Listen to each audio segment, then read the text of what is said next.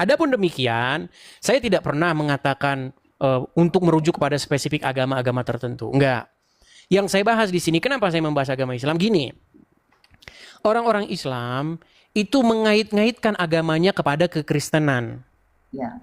Itu masalahnya. Muhammad itu mengajarkan menyembah Tuhan lain. Dia mengajarkan menyembah ilah lain yang disembah oleh suku-sukunya, yaitu orang-orang Quraisy, para penyembah berhala. Nah, kemudian orang-orang Islam mengait-ngaitkan itu kepada Yesus, mengait-ngaitkan itu kepada Injil, kepada Taurat. Nah, itulah makanya saya jawab begitu.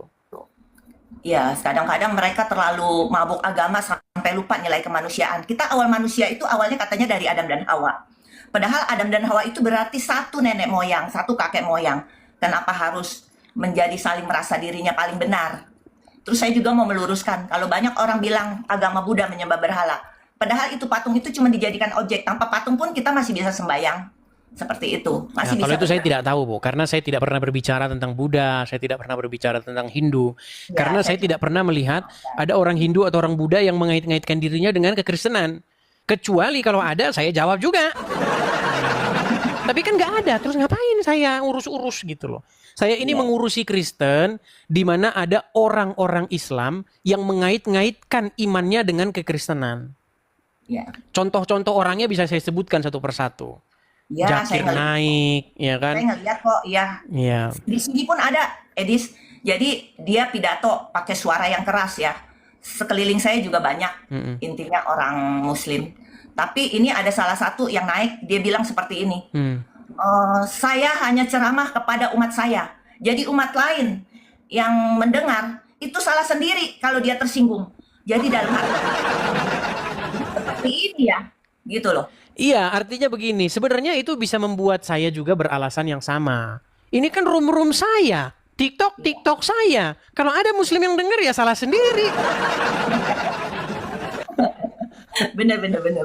Tapi itu tidak bisa, itu hanya berlaku bagi Muslim. Jadi kalau Muslim ngomong gitu, oh ya, berarti Anda tidak. Kalau Kristen dengan alasan yang sama, itu lain, hukumnya beda.